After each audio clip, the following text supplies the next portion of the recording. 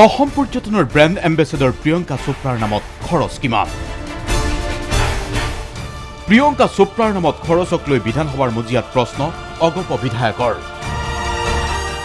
অসম গণ পৰিষদৰ বিধায়ক প্ৰবীন্দ্ৰ ডেকাই পৰ্যটন বিভাগৰ উন্নয়নৰ নামত প্ৰশ্ন উত্থাপন কৰি লিখিত উত্তৰো লাভ কৰিলে আৰু এই উত্তৰত ওলাল প্ৰিয়ংকা চোপ্ৰাৰ বিজ্ঞাপন প্ৰস্তুত যাতায়াতৰ নামতেই প্ৰায় ৬৮ লাখ টকা খৰচ কৰিছে চৰকাৰে। পিছে উত্তৰ নাহিল প্ৰিয়ংকা চোপ্ৰাক কিমান পাৰিশ্ৰমিক দিলে চৰকাৰে।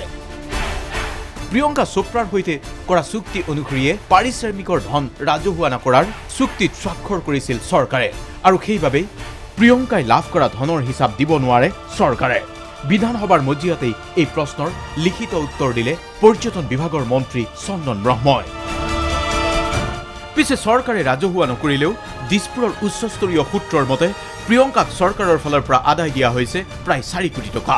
কিন্তু প্ৰিয়ংকাক এনে বিপুল পৰিমাণৰ ধন আদায় দিয়াৰ পিছত ৰাজ্যত বিদেশী পৰ্যটকৰ সংখ্যা বৃদ্ধি পালে নে নাই, এই প্ৰশ্নৰ উত্তৰতো পৰ্যটন বিভাগৰ মন্ত্ৰীৰ ফালৰ পৰা কোৱা হৈছে ২০১৭-১৮ত ৩১,৭৩৯ গৰাকী আৰু ২০১৮-১৯ বৰ্ষত বিদেশী পৰ্যটক মাত্ৰ ৫,৭৫১ জন আহিছে ৰাজ্যৰ পৰ্যটন ক্ষেত্ৰসমূহ চোৱাৰ বাবে।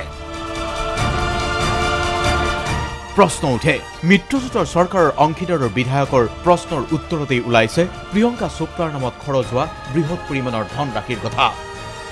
লক্ষণীয়ভাৱে প্ৰিয়ংকা চোপ্ৰাই ব্ৰেণ্ড এম্বেছাডৰ নিযুক্ত হোৱাৰ পিছত ৰাজ্যলৈ আহিছে মাত্ৰ ৩বাৰ আৰু এই ৩বাৰতেই প্ৰায় ৬৮,১৫,০০০ টকা খৰচ হৈছে প্ৰিয়ংকা চোপ্ৰাৰ যাতায়াত আৰু বিজ্ঞাপনৰ প্ৰস্তুতকৰণৰ নামত।